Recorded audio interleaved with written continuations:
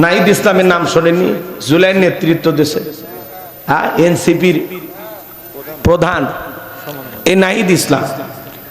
দেখলাম গতকালকে ফেসবুকে পোস্ট করছে যে আমি সকাল থেকে সন্ধ্যা পর্যন্ত ঘুরি, গভীর রাত্রে বাড়িতে এসে পকেটে যখন হাত দিই চুরি পায়, টাকা পায়, চকলেট পায়। এটা মানুষের ভালোবাসা। যে খালা রাস্তায় পিঠা বিক্রি করে সেও টাকা দেয়, কেউ চকলেট দেয়, কেউ চুরি দেয়। কথাকে বোঝেন নাই? এই যে মানুষ এই সমস্ত ছেলেদেরকে ভালোবাসেন, তাদেরকে বলেন বাবা তোমাদের হাতেই নিরাপদ বাংলাদেশ, তোমাদেরকে নিয়ে আমরা স্বপ্ন দেখি। কথা বলেন না কেন? এ নাহিদ ইসলাম এরা কারা? হাসনাত আব্দুল্লাহ এরা বড় সাহসী। হাসনাত আব্দুল্লাহ তো পুরোটাই কলিজে। কথা কন? এ ছেলে বন্দুকের নলের সামনে দাঁড়ায় আবু সাইদের মতো, ভয় করে না, সব সময় সত্য কথা বলে হাসনাত আব্দুল্লাহ। কথা বলেন? সে নাহিদ ইসলাম তার ফেসবুক পোস্টে ওই চকলেট, চুরি, টাকা এই ছবিগুলো পোস্ট করছে, করে বলতেছে এগুলো হলো মানুষের ভালোবাসা। মানুষ ভালোবেসে আমাকে চকলেট দেয়, টাকা দেয়, চুরি দেয়, গহনা গাটি দেয়। আল্লাহ আকবার কর। তাহলে কোন নেতা প্রচার করতে গিয়ে উল্টো জনগণকে দিয়ে আসে। আর এই নাহিদ ইসলামের মতো যারা, হাসনাত আব্দুল্লাহর মতো যারা, জনগণ উল্টো তাদেরকে টাকা দেয়। কথা বলে না কেন? রাগ করতেছেন আপনারা? এটা মানুষের ভালোবাসা। এটা মানুষের কি ভালোবাসা। তবে এখনো কিন্তু দিন বদলাই নাই। ইনকিলাব মঞ্চে যেভাবে হামলা করা হয়েছে, যেভাবে সাধারণ জনগণকে পুলিশ পিটাইলো, তার মানে বোঝা যায় আওয়ামী লীগ চলে গেলেও এদেশে প্রশাসনের ভিতরে তাদের দোসরেরা আছে, অথবা যারা পিটাইছে ওরা মনে হয় বাংলাদেশের পুলিশ না, ওরা মনে হয় ভারত থেকে আসছে। এমন কায়দা নির্মম ভাবে মানুষগুলোকে পিটানো হচ্ছে। 24-এর পরেও পুলিশের হাতে আবারও জনগণ পিটন খাবে, জনগণ আবারও জনগণকে পুলিশ ধরে পিটাবে। এই দৃশ্য আমরা দেখতে চাই না। আর কত মারবেন ভাই? আপনাদের ভিতরে কি মনুষ্যত্ব বোধ নাই? এদেশের পুলিশের ভাইয়েরা কি পরিবর্তন হবে না? মানুষ কি বিচারের দাবিতে রাজপথে আন্দোলন করতে পারবে না? আমার ভাই কতদিন আগে মারা গেছে শরীফ ওসমান হাদি, আজকে তার স্ত্রী যখন অনশনে বসে গেছে যে আমার স্বামীর হত্যার বিচার না হওয়া পর্যন্ত আমি বাড়িতে ফিরবো না, তখন তারা পরিকল্পনা করে আজকে সে আব্দুল্লাহ আল জাবের, যে ছেলেটা ইনকিলাব মঞ্চের এখন নেতৃত্ব দিচ্ছে, যে সব সময় ওসমান হাদি ভাইয়ের সাথে থাকতো, আজকে সেই ছেলেটাকে পিটায় আহত করা হয়েছে। শতাধিক মানুষকে পিটায় আহত করা হয়েছে। এখনো সেই অবস্থা রণক্ষেত্রে পরিণত হয়ে গেছে শাহবাগ চত্বর। কথা বলেন ঠিক কিনা? আর কত মারবেন? আবার পুলিশ পিটাইতেছে আর করছে আয় আয় হাদির লাশ নিয়ে যায়, হাদির লাশ নিয়ে যায় আয়। একটা পুলিশ বলতেছে, সেই পুলিশ ভাই বলেছেন ওনার ছবিটা সোশ্যাল মিডিয়াতে ভাইরাল হয়ে গেছে, আমরা চাই অতি দ্রুতই পুলিশকে গ্রেফতার করতে হবে। কথা বলেন ঠিক কিনা? আর কত জনগণকে পিটাবেন? আপনাদের কি চাকরি দেওয়া হয়েছে এদেশের মানুষকে পিটানোর জন্য? এদের বিবেক নাই নাকি? এরা মানুষ না নাকি? এক কথা বললেন না কেন ভাই? জনগণকে পিটাইতে মজা লাগে না? আর বাড়াবাড়ি করেন না। যে হাতে পিটাইতেছেন ওই হাতে আল্লাহ প্যারালাইজ দেবে, গজব পড়বে তোদের উপরে। কথা বলেন ঠিক কিনা? মানুষ হইতে পারলি না এখন পর্যন্ত, নরম মানুষ পাইলেই পিটা। পারলে যেই খুনি হাদিকে হত্যা করেছে ওরে ধইরা বিচার করে দেখাও। কথা বলেন। আসামি গ্রেফতার করতে পারো না, খুনি সন্ত্রাস গ্রেফতার করতে পারো না, সাধারণ মানুষ বিচারের দাবিতে আন্দোলন করলে তাদেরকে পিটাও, টিয়ার শেল নিক্ষেপ করো, তাদের বুকে গুলি চালাও। আপনারা এখনো মানুষ হতে পারেননি। কথা বলেন ঠিক কিনা? সাধারণ মানুষকে পিটাইতে মজা লাগে। দুর্বল, অসহায়, হাতে কিছু থাকে না। আপনারা কি 5ই আগস্টের কথা ভুলে গেছেন? সেই সময় আপনারাও মারছেন, আপনারাও মরছেন। ওই পরিবেশ আর তৈরি করেন না। কথা বলেন। আমরা চাই না এদেশের প্রশাসনের গায়ে কেউ হাত তুলুক, আর এটাও চাই না এদেশের কোন প্রশাসন এদেশের নিরীহ জনগণকে ধরে রাস্তায় এইভাবে পিটাবে, এইটাও দেখতে চাই না। কথা বলেন ঠিক কিনা?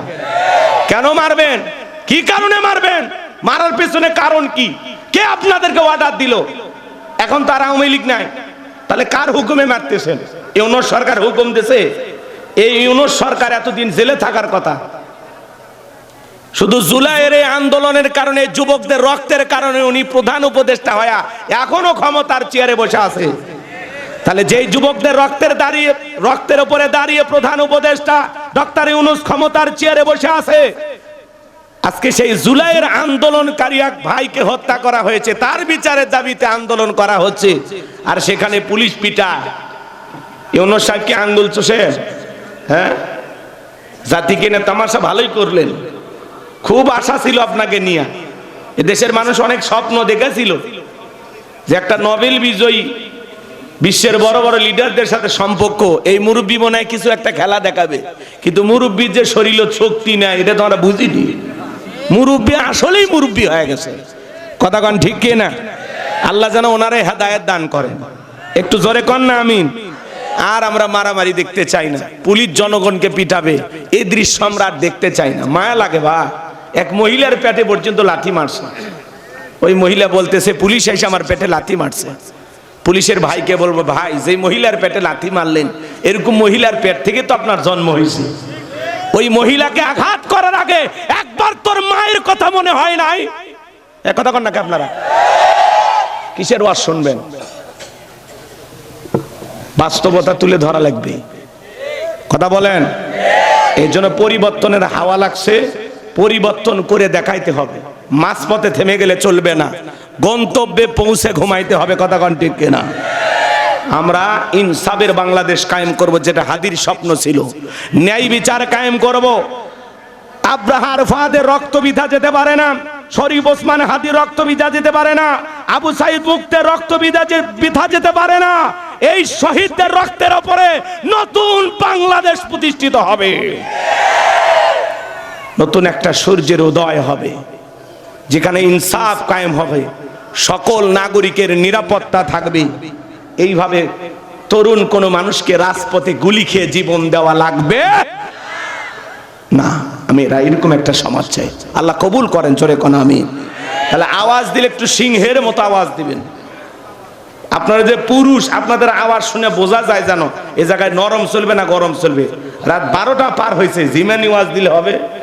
হ্যাঁ, মাঝে মাঝে একটু হালকা গরম হবে। রেডি আছেন তো ইনশাল্লাহ? আর যদি কর না হুজুর হইলে দরকার নাই, আপনি না কান ধরে কান্দাকাটি করেন, আমি সেটাও পারি, কিন্তু কথায় আছে আমি কি নাজন জানি না, মাজার ব্যথাই পারি না। আপনি যা শুনবেন সেটা আমি শোনাতে পারবো ইনশাআল্লাহ। আমার কথা কি আপনারা বিরক্ত হয়েছেন? আমি যদি কিছুক্ষণ কথা বলি আপনারা শুনবেন তো ইনশাআল্লাহ? কারা কারা একটু হাত তুলে দেখান তো বাজান। লিল্লাহি তাকবীর। আল্লাহ এই জমিনকে দ্বীনের জন্য, ইসলামের জন্য কবুল করেন। একটু জোরে বলেন আমিন। এই সমাজে আল্লাহর বিধান চালু হবে না যতদিন, শান্তি ফিরে আসবে না ততদিন। মানুষের তৈরি করা তন্ত্র মন্ত্র দিয়ে সমাজে শান্তি আসবে না। লাগবে কার সংবিধান? আল্লাহর সংবিধান অনুযায়ী দেশটা চলুক। আপনারা চান তো ইনশাআল্লাহ? আল্লাহ কবুল করেন, জোরে বলেন আমিন। এবার চলুন আমরা জবান ছেড়ে মহব্বত আর ভালোবাসা নিয়ে তেলাওয়াত করি। আউযু বিল্লাহি মিনাশ শাইতানির রাজিম। বিসমিল্লাহির রাহমানির রহিম। বিতাড়িত মোরদাদ শয়তানের কাছ থেকে আল্লাহ পাকের কাছে আশ্রয় প্রার্থনা চাচ্ছি। পরম করুণাময় দয়ালু আল্লাহ তাআলা নামে শুরু করছি। ইন্না আ'তাইনাকাল কাউসার ফাসাল্লি লিরাব্বিকা ওয়ানহার ইন্না শানিআকা হুয়াল আবতার। আল্লাহু আকবার। যে কোনো আয়াত বা সূরার তাফসীর করতে হলে কোন প্রেক্ষাপটে কোন সময় আল্লাহ তাআলা সেই সূরাটি বা আয়াতটি নাজিল করেছেন, সেই নাজিলের প্রেক্ষাপট জানার দরকার আছে না নাই? আরবিতে বলা হয় শানে নজুল। যদি শানে নজুল আলোচনা করা হয় তাহলে তাফসীর বুঝতে সহজ হয়। তাহলে এই সূরাটি কোন প্রেক্ষাপটে কোন সময় আল্লাহ তাআলা নাজিল করেছেন আমি কি একটু বলবো? কষ্ট পাবেন না তো ইনশাআল্লাহ?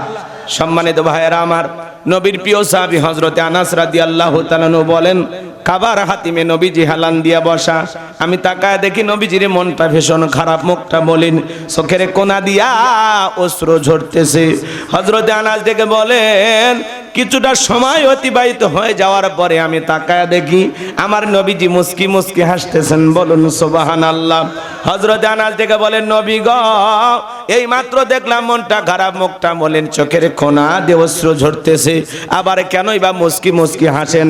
আমার নবী কেন কাঁদেন, কেন হাসেন? এর পেছনে রহস্য আছে না নাই? নবীজির কান্না করার কারণ হলো নবীজির কলিজার টুকরা ছেলে সন্তানগুলো জন্ম নেয় আর একে একে ছেলে সন্তানগুলো মারা যায়। আবুল কাসেম মারা যায়, আবু তাকার মারা যায়, ইব্রাহিম মারা যায়। বাবা হিসাবে নবীর মনেও কষ্ট লাগে কিনা? ছেলেগুলো জন্ম নেয় আর একে একে ছেলে সন্তানগুলো মারা যায়, একটা ছেলেও জীবিত থাকলো না। অন্যদিকে নবীজির কাছের চাচা নাম হলো আবু লাহাব, ডেকে বলে ভাতিজা তোমার বংশে বাতি জ্বালানো কেউ থাকলো না, তুমি একটা লেজ কাটা, তুমি একটা নির্বংশ, তুমি একটা হাত খুঁড়ে। জোরে কন্যা উজুবিল্লাহ। যদিও রসুলের চারটি কন্যা সন্তান জীবিত ছিল, কিন্তু ছেলেগুলো জন্ম নেয় আর একে একে মারা যায়। আমার ভাইয়েরাই, পৃথিবীর জমিনে অসংখ্য নবী রাসূলকে আল্লাহ রাব্বুল আলামিন পাঠিয়েছেন, তাদেরকে আল্লাহ তাআলা সন্তান দিয়েছেন। অনেক পয়গম্বরের সন্তান প্রাপ্ত বয়স পর্যন্ত, যৌবন পর্যন্ত পৃথিবীর জমিনে জীবিত ছিল, কিন্তু আপনার আমার নবীর একটা ছেলেও কেন যৌবন পর্যন্ত, প্রাপ্ত বয়স পর্যন্ত জীবিত থাকলো না? আল্লাহ তাআলা কেন তাদেরকে শিশুকালে উঠায় নিলেন? এর পেছনে কারণ আছে না নাই? নবীজির ছেলে সন্তানগুলোকে আল্লাহ তাআলা কেন শিশুকালে উঠায় নিলেন? একটা ছেলেও পৃথিবীর জমিনে আল্লাহ যৌবন পর্যন্ত, প্রাপ্ত বয়স পর্যন্ত জীবিত কেন রাখলেন না? এর পেছনেও কারণ আছে না নাই?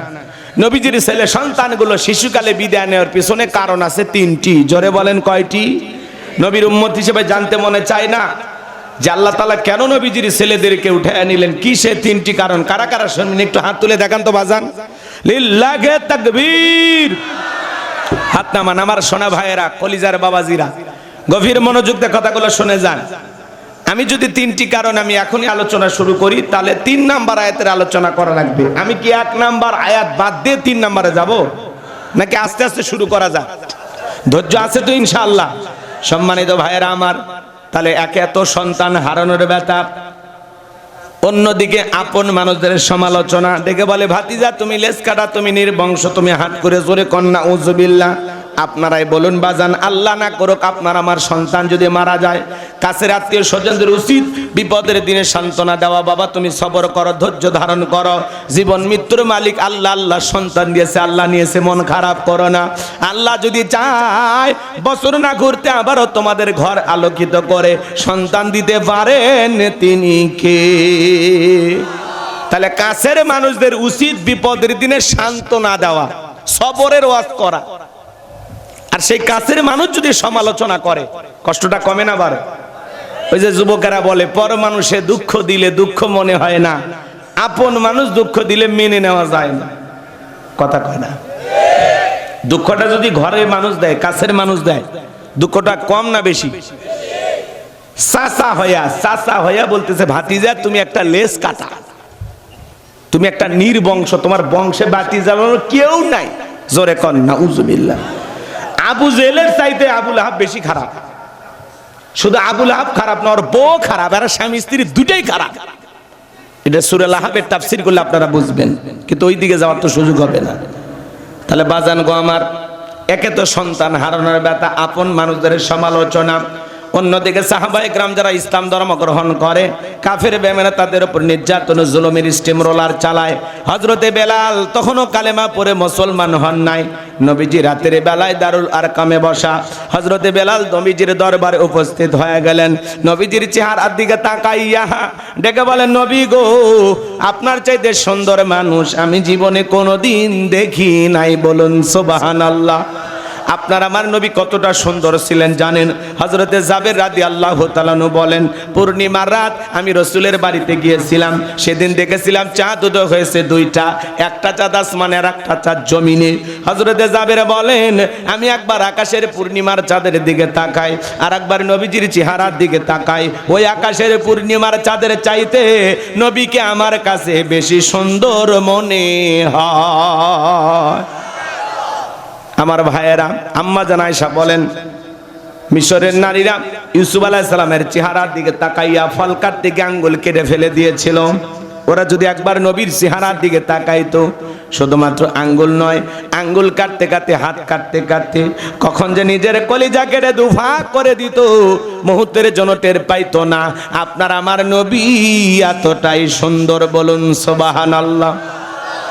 আম্মা জান আয়েশারও বলেন, ও দুনিয়ার মানুষ, তোমাদের একটা সূর্য আছে, আমি আয়েশার একটা সূর্য আছে। তোমাদের সূর্য উদয় হয় দিনের বেলায়, আর আমি আয়েশার সূর্য উদয় হয় রাতের বেলায়।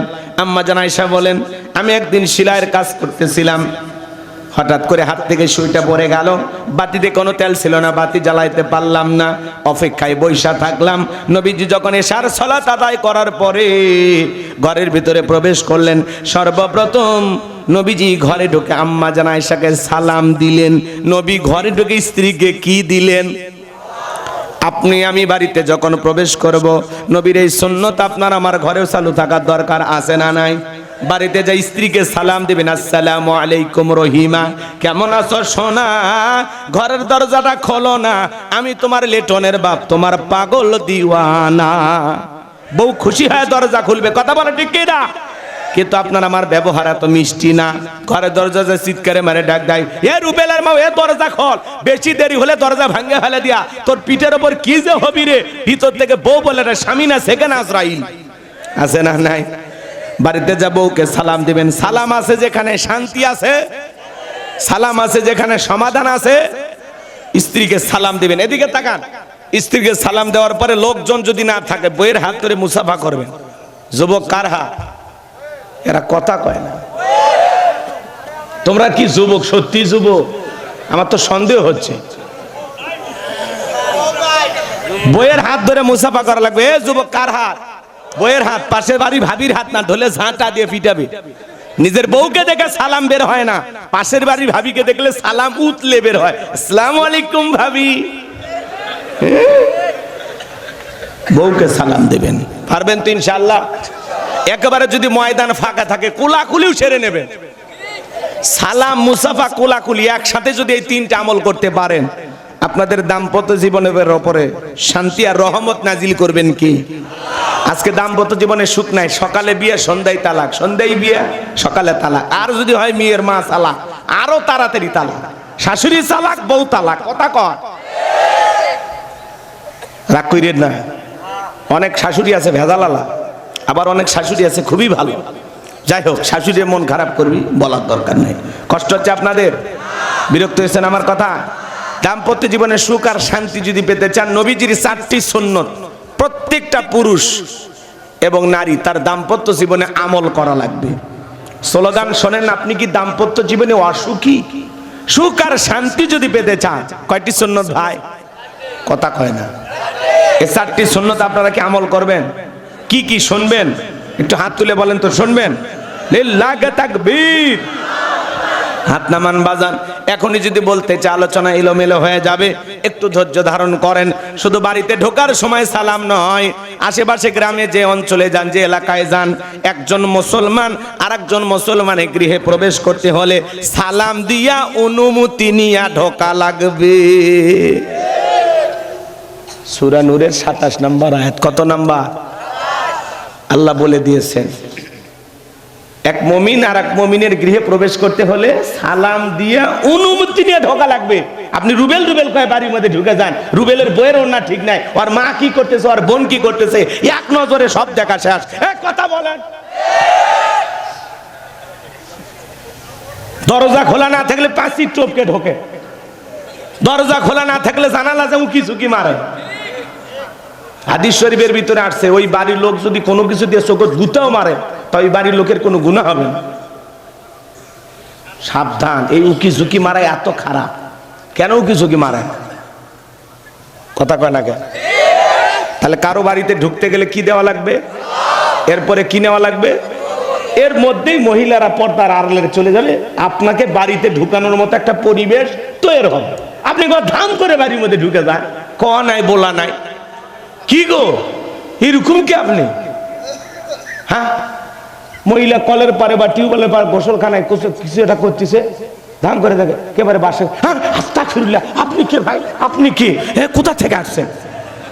কি কথা কর না কেন? মহিলা মনে করে এটা পুরুষ না ভূত, টেনশনে পড়ে যায়। না মানুষ হন ভাই, না আদব কায়দা নিয়ে চলাফেরা করেন। আপনি এরকম কে গো, রাগ করতেছেন কি? কথা ঠিক আছে চাচা? হ্যাঁ, ওয়াজ কি চলবি কিছুক্ষণ? আচ্ছা চলেন বাজান গো, আমার সামনের দিকে যাই। কি সেই 4টি সুন্নত বলতে গেলে এলোমেলো হয়ে যাবে, একটু অপেক্ষা করেন, শেষের দিকে সম্ভব হলে বলার চেষ্টা করব বাজান। আম্মা জান আয়েশা বলেন, নবী যখন সালাম দিয়ে প্রবেশ করলেন, নবীজির চেহারার আলোতে সুইটা কই পড়ে আছে আমি পরিষ্কার দেখতে পেয়েছি। বলুন সুবহানাল্লাহ। পাইলে নিরালাই গো নবী, পাইলে নিরালাই, পাইলে নিরালাই গো নবী, পাইলে নিরালাই। 2 কদমে চুমু খাবো, 2 কদমে চুমু খাবো, চরণ ধুলি মাগবো গাই। পাইলে নিরালাই গো নবী, পাইলে নিরালাই। জোরে কোন মারহাবা। নবীর সম্মান মর্যাদা কত জানেন? এক জায়গায় ওয়াজ করলাম, ভাই বলেন তো আমাদের নবীর নাম কি? বলে হুজুর আব্দুল কাদের জিলানী। পীর সাহেবের নাম মুখস্থ আছে, কপাল পরা, নবীর নামটা বলতে পারে না। আপনার আমার নবীর সম্মান মর্যাদা কত? যে নবী হ্যাঁ বললে তামাম পৃথিবীবাসীর জন্য আল্লাহ পাক হালালে পরিণত করে দেয়, যে নবী না বললে তামাম পৃথিবীবাসীর জন্য আল্লাহ পাক হারামে পরিণত করে দেয়। আসমানের চাঁদের দিকে ইশারা করলে চাঁদ 2 টুকরো হয়ে যায়, জমিনে পা তুললে মাওলা পাকের আরশে আজিমে পৌঁছে যায়। সুবহানাল্লাহ। কেমন নবী পাইছি বাজান? নবী যখন রাস্তা দিয়ে হেঁটে যেতেন, আসমানের মেঘ এসে নবীকে ছায়া প্রদান করত। যেই নবীর চেহারার উপরে মশা মাছি পড়া হারাম, নবী যখন ঘেমে যেতেন, আম্মা জানেরা নবীজির দেগের ঘামগুলো শিশির ভিতরে জমা রাখতেন। বিশেষ দিনে নবীজির দেগের ঘামগুলো সুগন্ধি হিসেবে ব্যবহার করা হতো। বলেন সুবহানাল্লাহ। নবী রাস্তা দিয়ে হেঁটে গেলে সুগন্ধি পাওয়া যায়, নবীজি থুতু নিক্ষেপ করলে সেখান থেকে সুগন্ধি পাওয়া যায়। নবী যখন ওযু করতেন, ওযুর পানি দিয়া সুগন্ধি বের হয়ে যায়। বলেন সুবহানাল্লাহ। যেই ছাগলের স্তনে দুধ নাই, নবী হাত লাগায় দিলে দুধে পরিপূর্ণ হয়ে যায়। যেই খাবার 2-3 জন মানুষ খাবে, ওই খাবারে নবীজির হাতটা লেগে গেলে শত শত মানুষ খাবার খেয়েও যেমন খাবার তেমনি থাকতো। যেই নবীর চেহারার দিকে তাকাইলে পেটের ক্ষুধা নিবারণ হয়ে যাইতো। একটু জোরে কন্যা সুবহানাল্লাহ। কয়টা কথা বলবো আজান বলার অত সময় নাই। হযরতে বেলালের কথা মনে আছে না নাই? বেলাল ডেকে বলে, নবী আপনি কালেমার দাওয়াত দেন, ইসলামের প্রচার করেন, দয়া করে আমারে কালেমা পড়ে মুসলমান বানায়া দেন। নবীজি পড়ায় দিলেন, লা ইলাহা ইল্লাল্লাহু মুহাম্মাদুর রাসূলুল্লাহ সাল্লাল্লাহু আলাইহি ওয়াসাল্লাম। হযরতে বেলাল কালেমা পড়ে মুসলমান হয়ে গেল। নবী আমার ডেকে বলে, বেলাল ইসলামের অবস্থা এখন ভালো না, কালেমা পড়েছ আপাতত প্রকাশ করা যাবে না। আপনারা বলেন তো বাজান, ইসলামের অবস্থা কি সব সময় ভালো থাকে? আজ তামাম পৃথিবীর দিকে তাকায় দেখেন, যেখানে মুসলমান সেখানে নির্যাতন ও জুলুম আছে না নাই? আজ নেতানিয়াহু ফিলিস্তিনের মুসলমানদের রক্ত নিয়ে খেলা করে।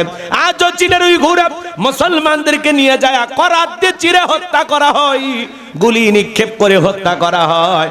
আজও চীনের ভিতরে 2 কিলোমিটার 2.5 কিলোমিটারের মধ্যে কোনো মসজিদ থাকলে ভেঙে গুড়িয়ে দেওয়া হচ্ছে। আজও ভারতে গরুর গোশত খাওয়ার অপরাধে মুসলমানকে পিটিয়ে হত্যা করা হচ্ছে। কথা বলেন ঠিক কিনা? যেখানে মুসলমান সেখানে নির্যাতন ও জুলুম আছে না নাই? তামাম পৃথিবীর জালেম আর বেঈমানরা ঐক্যবদ্ধ হয়েছে পৃথিবীর জমিন থেকে ইসলাম আর মুসলমানকে মুছে ফেলে দেবে। কিন্তু ওরা তো জানে না ইসলামের সুইচ আছে কার হাতে। আর একটু জোরে কোন আমার আল্লাহ বলেন, ইউরিদুনা লিতুফিউ নূরাল্লাহি বিআফওয়াহিহিম ওয়াল্লাহু মুতিম্মু নূরিহি ওয়ালাউ কারিহাল কাফিরুন। সূরা সফ আয়াত নাম্বার 8। আল্লাহ রাব্বুল আলামিন জানিয়ে দিলেন, কাফেররা চায় মুখের ফুৎকারে দিনের আলোকে, ইসলামের আলোকে, কোরআনের আলোকে নিভায়া দিতে। আমার আল্লাহ ডেকে বলেন, আল্লাহু মুতিম্মু নূরিহি, এই জমিনে দিনের আলোকে, কোরআনের আলোকে, ইসলামের আলোকে আমি আল্লাহ রাব্বুল আলামিন প্রতিষ্ঠিত করে ছাড়ব। যদিও কাফের বেঈমানদের অন্তরে যত ধরনের জ্বালা যন্ত্রণা হোক না কেন, বলুন আল্লাহু আকবার। ইসলাম ছিল, ইসলাম আছে, ইসলাম থাকবে। ইসলামকে থামিয়ে দিতে আসবে যারা, তাদেরকেই থামিয়ে দেবেন তিনি কে? আবু জেহেল, নমরুদ, ফিরাউন এরা যেমন পারে নাই, আজও পৃথিবীতে 90 ফিরাউন আবু জেহেল যারা হতে যাবে এরাও ইসলামকে থামাইতে পারবে না। কথা বলেন। ইমানদাররা জেগে উঠলে ওগুলো তুলে ধোনা হয়ে যাবে। কি আছে চাচা, গল্প করা যাবে না, ভিতরে যান বা হুজুর ভিতরে যান। আমি গল্প করতে নিষেধ নাই তো, এটি করা হবে না। আপনার আওয়াজ কানে আছে, আমি আওয়াজ বেরিয়ে বুঝছেন, আপনার আওয়াজের গতি আছে তো, আপনি বুঝিচ্ছেন না। আশেপাশে কথা বললে আমার জন্য একটু ডিস্টার্ব হবে, একটু দয়া করে চুপ থাকবেন। কষ্ট হচ্ছে? কি কথা ভুলে গেছেন? মন খারাপ করতেছেন মনে হয়। হযরতে বেলাল ডেকে বলেন, নবী আমার জীবনের কোনো দাম নাই।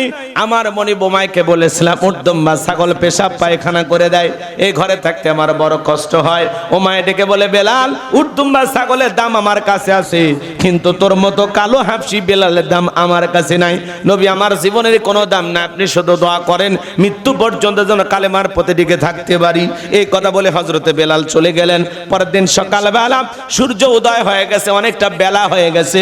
হযরতে বেলাল দরজা খোলে না। অন্য চাকর যারা আছে নালিশ নিয়ে চলে গেছে ওমায়ের কাছে, যা বলে, নেতা এখন পর্যন্ত দরজা খোলে নাই বেলাল, তাই নাকি? বলে হ্যাঁ। চলো যাই। দরজায় ডাক দেয়, বেলাল দরজা খোল। দরজা খোলে না, জোরে করে ধাক্কা মারছে। যখন দরজা খুলে গেছে তখন এইবার ওমায়া তাকায় দেখে যে রাত্রিতে বেলাল কালেমা পড়ে মুসলমান হয়েছে, ওই রাত্রিতে একটা উর্দম্বা ছাগলের কাছে কোনো পেশাব পায়খানা নাই। জোরে কোন মারহাবা। এইবার ওমায়া ডেকে বলে, এ চাকরের দল, বেলালের বিরুদ্ধে মিথ্যা অভিযোগ দাও। তোমরা যখন ঘুমাচ্ছিলে বেলাল তখন ময়লা আবর্জনা পরিষ্কার করেছে, তাকায় দেখো না একটা উর্দম্বা ছাগলের কাছে কোনো পেশাব পায়খানা নাই, যাও নিজেদের কাজ করো। এই কথা বলে ওদেরকে তাড়িয়ে দিয়া এক পা দুপা করে বেলালের কাছে চলে গেলেন। হযরতে বেলাল দেয়ালে পিঠটা লাগায়া জিব্বা নাড়ায়া জিকিরি করতেছেন কার? এইবার হযরত বেলালকে হালকা করে ধাক্কা মারছে, যখন জবান দিয়ে কালেমার আওয়াজ বের হয়েছে তখন এইবার ওমায় ডেকে বলে, বেলাল তোর জবান দিয়ে কি শুনলাম, তুমি কি মুসলমান হয়েছো? হযরতে বেলাল ডেকে বলে, মুসলমান হয়ে যারা মিথ্যা কথা বলতে পারে না তারা অকুলু কওলান সাদীদা। মুসলমানেরা হলো সত্যবাদী, মুসলমানেরা কখনো মিথ্যাবাদী হতে পারে। আমাদের সমাজে মিথ্যাবাদী আছে না নাই? ভরা পেটে মিথ্যা, খালি পেটে মিথ্যা, ঘুমানোর আগে মিথ্যা, ঘুম থেকে উঠেও মিথ্যা। মিথ্যা বলতে বলতে চেহারা বেঁকা হয়ে গেছে, এক পা কবরে চলে গেছে। এত মিথ্যা কথা বলে শয়তান পর্যন্ত বলে আমি এত খারাপ না। মিথ্যা না বলে পেটের ভাতই হজম হয় না, এরকম লোক আছে না নাই? মিথ্যা বলেই দিন শুরু। হ্যাঁ, আপনারা কি মিথ্যা বলা পছন্দ করেন? আমি জানি পাবনার মানুষের ভালো, আপনারা জিন্দে আল্লাহর ওলি, আপনারা ভালো মানুষ। মিথ্যা বলবেন না, সত্য বলবেন। একটা মিথ্যা বলতে গেলে ওই মিথ্যাকে ঢাকার জন্য আরো 10টা মিথ্যা বানায় বলা লাগে। কথা বলেন। মিথ্যা হলো পাপের সূচনা, পাপের উৎস। কথা কি বুঝতে পারছেন? মিথ্যা বললে জবানের বরকত নষ্ট হয়। মিথ্যার ভিতরে কোনো কিছু থাকলে হয় না, মিথ্যার ভিতরে যদি সংসারও শুরু হয় ওটাও ভেঙে যায়। কথা বুঝতে পেরেছেন? সত্য দিয়ে শুরু করবেন, পারবেন তো ইনশাআল্লাহ? কথাকে বুঝাইতে পারলাম নাকি রাগ করতেছেন? লম্বা করব না বাজান গো আমার। হযরত বেলাল ডেকে বলে, গতকাল রাত্রিতে নবীজির হাতে হাত রেখে আমি কালেমা পড়ে মুসলমান হয়েছি। এইবার ডেকে বলে, ওমাইয়া বেলাল রে, তুমি সর্বনাশ করেছো। কয়েকদিন আগে নেতা আবু জেহেল বলেছে চাকর বাকর সামলায় রাখবা, মুহাম্মাদের কাছে যেন না যায়। তুমি তো সর্বনাশ করেছো বেলাল। তুমি যদি চাও উর্দম্বা ছাগলের মালিক বানায় দেবো, থাকার জন্য ভালো ঘর দেব। এখনো সময় আছে, আব্দুল্লাহর বেটা মুহাম্মদ সাল্লাল্লাহু আলাইহি সাল্লামের কালেমা ছেড়ে আবারও বাপ তথা পূর্বপুরুষের ধর্মে ফিরে আসো। হযরতে বেলাল ডেকে বলে, না, দুনিয়ার পার্থিব সম্পদের বিনিময়ে বেলাল তার ঈমান বিক্রি করবে না। বলুন আল্লাহু আকবার। এইবার ওমায় ডেকে বলে, আমার কথা না শুনলে বড় নেতা আবু জেহেলকে খবর দেব। হযরতে বেলাল ডেকে বলে, কোন বড় নেতা ছোট নেতা এখন কাউকে কোনার টাইম নাই। আমি দুনিয়ার কোন আবু জেহেলকে ভয় করি না, আমি ভয় করি আমার আল্লাহকে। আল্লাহু আকবার। আরেকটু জোরে কোন আল্লাহু আকবার। সম্মানিত ভাইয়েরা আমার, গভীর মনোযোগ দিয়ে কথাগুলো বোঝার এবং শোনার চেষ্টা করবেন বাজান গো আমার। এইবার ওমায়া চলে গেছে আবু জেলের বাড়িতে, যা বলে নেতা সংবাদ খুব খারাপ, আমার বাড়ির কিতদারি বেলাল কালেমা পড়ে মুসলমান হয়েছে, তাই নাকি? বলে হ্যাঁ ঠিক আছে, যে আমি আসতেছি। আবু জেলের কিছু সাঙ্গপাঙ্গ ক্যাডার মাস্তান ছিল, যাদের কাজীগুলো মুসলমানদের উপর নির্যাতন জুলুম চালানো। আজ পৃথিবীর জমিনে জালেমদের বিশেষ একটা বাহিনী থাকে, যাদের কাজীগুলো টুপিওয়ালা দাড়িওয়ালা ইমানদার আল্লাহওয়ালাদের উপর নির্যাতন জুলুম চালানো। কথা বলেন ঠিক কিনা আমার ভাইয়েরা? আবু জেল এইবার বাহিনী নিয়ে ওমায়ের বাড়িতে এসে বলে, বেলাল এদিকে আয়। এসব কি শুনছে বেলাল? তুমি নাকি মুহাম্মাদের কাছে গিয়ে কালেমা পড়ে মুসলমান হয়েছ? হযরতে বেলাল ডেকে বলে, হ্যাঁ, গতকাল রাত্রিতে নবীজির হাতে হাত রেখে আমি কালেমা পড়ে মুসলমান হয়েছি। আবু জেল ডেকে বলে, বেলাল আমি তোমার পার্সোনাল ভাবে মহাব্বত করি, তোমার উপর একটা বিশেষ নজর ভালোবাসা কাজ করে। বেলাল তুমি যদি চাও ওর দুম্বা ছাগলের মালিক বানায় দেব, থাকার জন্য ভালো ঘর দেব, ব্যবসা বাণিজ্য যদি করতে চাও দেড়হাম টাকা পয়সা যা লাগে দেব। ও বেলাল তুমি চাইতে দেরি, তোমার চাহিদাটা পূরণ করতে আমরা দেরি করব না। হযরতে বেলাল ডেকে বলে, আবু জেল রে, দুনিয়ার সব সম্পদ যদি আমি বেলালকে দিতে চাও, দুনিয়ার সব সম্পদ ছাড়তে রাজি, নবীজির কালেমা ছাড়তে রাজি নাই। বলেন আল্লাহু আকবার। বেলালের মতো খাঁটি ইমানদার যারা, পুরো দুনিয়ার কাছেও বিক্রি হবে না তারা। কথা বলেন। কিন্তু মুনাফিক মার্কা মুসলমান যারা টাকার কাছে বিক্রি হয়, তারা টাকার জোরে ফতুয়া ঘোরে। টাকা পাইলে বৈধকে অবৈধ বলে ফতুয়া দেয়, অবৈধকে বৈধ বলে চালিয়ে দেয়। টাকা পাইলে বাতিলের পাঁচাটা গোলাম হয়। দুনিয়ার একটু সুবিধার কাছে হুজুরও পাল্টি দেয়। কথা কয় না? আছে না নাই? আপনারা দেখছেন, রাগ করতেছেন? হুজুর পাল্টি দেয় না? হ্যাঁ, আপনাদের এলাকা আছে কিনে জানি না। ধরেন একটা লোক বক্তা লাগতেছে, 2-1 ঘন্টা পরে আসে, মাথাটা ঠান্ডা হচ্ছে, আসে হুজুরের হাত ধরে কান্দে, হুজুর 2টা বাচ্চা আছে হুজুর, আমি তো রাগ করে তালাক দিয়েছি, নেওয়ার উপায়টা কর। হুজুর বলতেছেন না, তালাক দিলে তালাক, এটা হবি না। তাহলে বলছে, না হুজুর বাচ্চা আছে হুজুর, হুজুর ভুল আছে হুজুর, একবারে হাতের মধ্যে 5-10 হাজার দিয়ে দিলে। ও, এটা প্রথম তালাক না? আচ্ছা ঠিক আছে, দেখতেছি। বলে প্রথম তো ভুল, তো আমরা আশাবুল মাগলুকাত, ভুলের থেকে জন্ম, নানান কথা বইলে হুজুর বলে না, একবার তওবা করে শুরু করেন, বাকি যা করার আল্লাহ করুন। আচ্ছা আপনি যদি রাগ করে কোদাল দিয়ে জোরে করে একটা পায়ে আঘাত করেন, কি করেন? কাটবি না তো? রাগ করছেন যে পাও কাটবি? কাটে না, মারিয়া দেখি না একদিন। ভাই তালাক তো রাগ করেই দেয়। কেউ কি পাবনা শহর থেকে গোস্ত কিনে নিয়ে এসে টাঙ্গাইলে শাড়ি, বগুড়ার দই এলে আদর করে বউক মুখ তুলে খিলে ফুলের মালা দিয়ে 4-5টা চুমা খায় তালাক দেয়?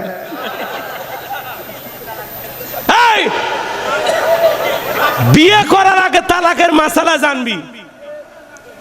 তোর মাথায় এত গরম কে? 7 দিন যায়া কক্সবাজার যা, 7 দিন ওই পানিতে নেমে গোসল কর। আফ্রিকার জঙ্গলে 3 দিন থাকে।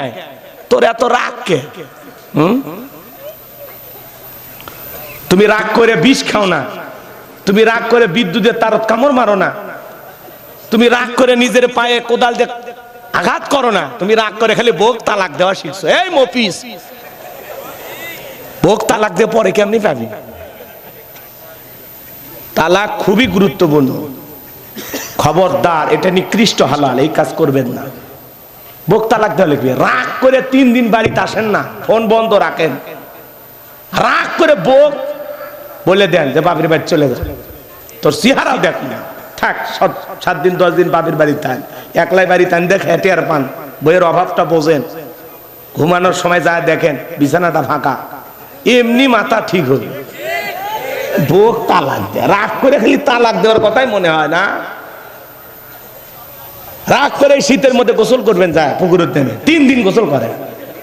এক চাচা 500টা ডুবের প্রতিযোগিতা করবে, যায় 100টা ডুব দিয়ে মরে গেছে শীতের মধ্যে। পাওয়ার দেখাবার গেলে মাঘ মাস আর ওই পৌষ মাসে যায় পুকুরত গোসল করে পাওয়ার দেখাবার, মাথা গরম হয়ে যায়। আল্লাহ হেদায়েত দান করে। বউ তো পাইছেন, আল্লাহ জীবনে যেটা দিছে ছেড়ে দিয়ে লাভ কি? ওই পৃথিবীর সব নারী একই, কথা কয় না কেন? একটা ফর্সা একটা কালা, এই তো সামান্য কম বেশি মাইনে নেয়, কথা কয় না কেন? মুমিনের জীবনের সফলতার মূল মাপকাঠির নাম হলো ধৈর্য। দাম্পত্য জীবনে ধৈর্য না ধরলে সুখী হতে পারবেন না। কথা কি বুঝাইতে রাগ করতেছে? থাক, বাদ দিলাম। আমি কোন কথা বলতেছিলাম ভুলে গেছেন মনে হয়।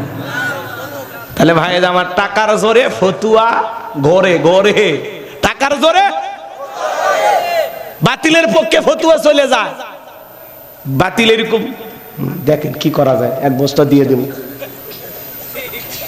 তখন হুজুরেরা একটা ফতুয়া বোর্ড গঠন করে বলে, না নেতা জেলে বলেছে ঠিক, এটা কোরআন হাদিসেরই কথা, উনি বাস্তবসম্মত বলেছেন। ওনারটা যে এই যে মুসলিম শরীফের সাথে এইভাবে মিলে যাবে আমরা ভাবতেই পারি না। নেতা ঠিক বলেছে। কত বড় দালাল, কথা কর না কে? এরকম হুজুর আছে না? না, এক প্যাকেট বিরিয়ানি খায় কয় ম্যাডাম আপনি জান্নাতি টিকিট কনফার্ম, এখন খালি চড়বেন আর নামবেন। কি কয়?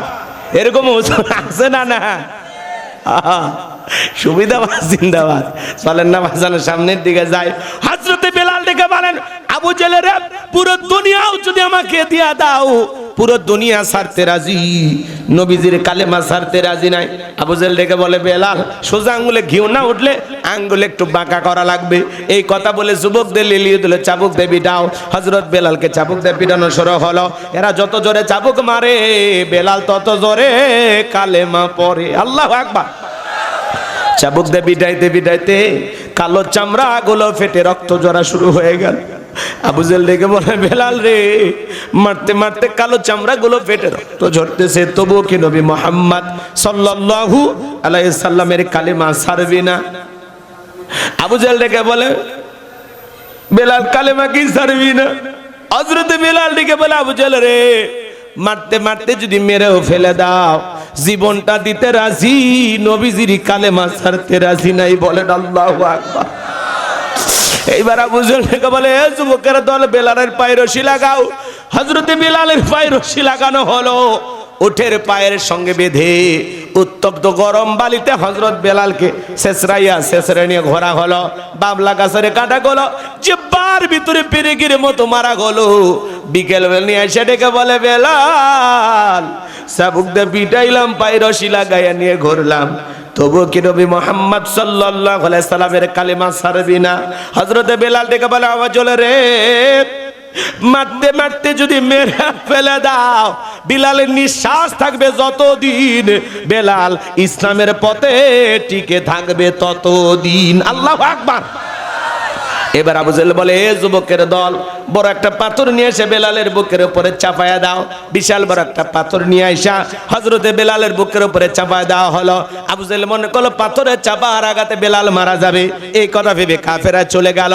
হাত বাঁধা, পা বাঁধা, রক্তাক্ত জিহ্বা, বুকের উপরে বিশাল বড় পাথর। এরপরেও হযরতে বেলাল জিহ্বা নাড়ায়া জিকিরি করতেছে। ও পাবনার বাবাজিরা, মুসলমান ভাইয়েরা, দরদের যুবকেরা, তোমাকে আমাকে জিকিরে করার জন্য কেউ মারে না, পেটে না, ধমক দেয় না, আঘাত করে না, চাবুক দিয়ে আঘাত করে না, তবু আমরা কপাল পরে আল্লাহর জিকিরি করি না। হাদিস শরীফের ভিতরে আসছে, যার জিহ্বাটা আল্লাহর জিকিরে তরু তাজা থাকে, আল্লাহর জিকিরে ভিজা থাকে, ওই জিহ্বাওয়ালা মানুষ কোনোদিন জাহান্নামের আগুনে জ্বলবে না। বলুন সুবহানাল্লাহ। ফাযকুরুনি আযকুরুকুম ওয়াশকুরুলি ওয়ালা তাকফুরুন। আল্লাহ বলেন, তোমরা আমারে স্মরণ করো, আমি আল্লাহ তোমাদেরকে স্মরণ করব। কৃতজ্ঞতা প্রকাশ করো, অকৃতজ্ঞ হয় না। তাহলে বাজান গো, আমার চলতে ফিরতে সব সময় জিকির হবে কার?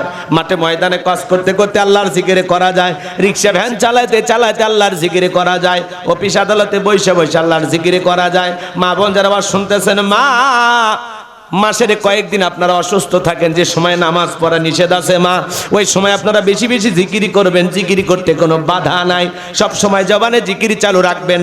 সুবহানাল্লাহ, আলহামদুলিল্লাহ, লা ইলাহা ইল্লাল্লাহ, আল্লাহু আকবার, সুবহানাল্লাহি ওয়া বিহামদিহি, সুবহানাল্লাহিল আযীম। পারবো তো ইনশাআল্লাহ? জবানে হালকা, মিজানের পাল্লায় নেকির ওজনটা অনেক বেশি বাজান। এই জন্য এই জিকিরগুলো আপনারা হেলায় খেলায় নষ্ট করবেন না, মুখটা কখনো বন্ধ রাখবেন না। নবীর এক সাহাবী বলে, হুজুর ইসলামের এত বিধিবিধান আমার মনে থাকে না। বড় সহজ সরল সাহাবী বলে, নবী আমারে সহজ কোনো আমল দেন। নবী ডেকে বলে, সাহাবী সব সময় আল্লাহর জিকিরে যদি জিহ্বাটা তরু তাজা রাখতে পারো, আল্লাহর জিকিরে জিহ্বাটা যদি ভিজা রাখতে পারো, এই জিকিরই তোমাকে জান্নাতে পৌঁছায় দেবে। বলুন সুবহানাল্লাহ। আমার ভাইয়েরা, লম্বা করার কোনো সুযোগ নাই। হযরতে বেলাল রক্তাক্ত জিহ্বাটা নাড়ায়া চোখের পানি ছেড়ে দিয়ে কাঁদেন আর ডেকে বলেন, আল্লাহ তুমি তো সে আল্লাহ, ইব্রাহিমের জন্য যদি নমরুদের আগুনকে ফুলের বাগান বানায় দিতে পারো, ও আল্লাহ তুমি কি পারো না বেলালের বুকের উপরে পাথর থাকার কারণে তোমার মতো মালিকের জিকির করতে বড় কষ্ট হয়। ও আল্লাহ তুমি কি পারো না বেলালের বুকের পাথরটাকে তুলার মতো নরম বানায় দিতে।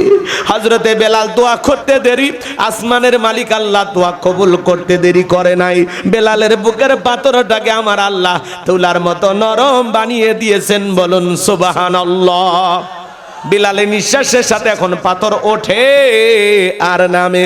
কোন বান্দা যখন আল্লাহর হয়ে যায়, ওই বান্দা আল্লাহর কাছে যা চাইবে সেই বান্দাকে আল্লাহ তাই দেবে। বলুন সুবহানাল্লাহ। আশিক রাসূল বেলাল, নবীর পাগল বেলাল, বেলালের উপর নির্যাতন জুলুমের কথা নবীর কান পর্যন্ত যখন পৌঁছে গেল, নবী তখন ডেকে আবু বকর, আমার বেলালের কষ্টের কথা আর সহ্য হয় না, যাও যাও তুমি আমার বেলালের জন্য একটা কিছু করো। হযরত আবু বকর সিদ্দিক রাদিয়াল্লাহু তাআলা আনহু কয়েক গুণ দাম বেশি দিয়া গোলামের জীবন থেকে হযরত বেলালকে আজাদ করলেন, মুক্ত করলেন। বলুন আল্লাহু আকবার। এই যখন ইসলামের অবস্থা, একদিকে সন্তান হারানোর ব্যথা, কাফেরদের সমালোচনা, সাহাবায়ে কেরামদের উপর নির্যাতন জুলুম, এই জন্য নবীজির মনটা ভীষণ খারাপ। নবীর যখন মন খারাপ, নবীকে সান্ত্বনা দেওয়ার দায়িত্ব কার? আর একটু জোরে কর। বাজান গো আমার, হৃদয়ের কান পেতে কথাগুলো শোনেন, তাহলে বলেন সান্ত্বনা দেওয়ার দায়িত্ব কার? জোরে বলেন আল্লাহর। কার? কার? আমার আল্লাহ ডেকে বলে, জিবরাইল আমার বন্ধুর মা নাই, বাবা নাই, আমি ছাড়া আমার বন্ধুর কেউ নাই রে জিবরাইল। আমার বন্ধুর মনটা হয়েছে ভারী, আমি আল্লাহ সইতে নাহি পারি। লাহুমা বস্তিকে সূরা কাউসার নিয়ে যা আমার বন্ধুর উপরে নাজিল কর তাড়াতাড়ি। বলুন আল্লাহু আকবার। আমার নবী ডেকে বলে, আনাস আমার কষ্টের কারণটা কি, কান্নার কারণটা কি তোমরা জানো? কিন্তু আমার মুস্কি হাসি দেওয়ার কারণ হলো, এই মাত্র আসমান থেকে জিবরাইল এসে আমার উপরে সূরা কাউসার নাজিল করলো। নবী তখন মুস্কি মুস্কি হাসলেন আর সাহাবায়ে কেরামদের সামনে তেলাওয়াত করে শুনিয়ে দিলেন। জবান ছেড়ে সবাই আমার সঙ্গে আরেকবার পড়ুন, ইন্না আ'তাইনাকাল কাউসার ফাসাল্লি লিরাব্বিকা ওয়ানহার ইন্না শানিয়াকা হুয়াল আবতার। আল্লাহু আকবার।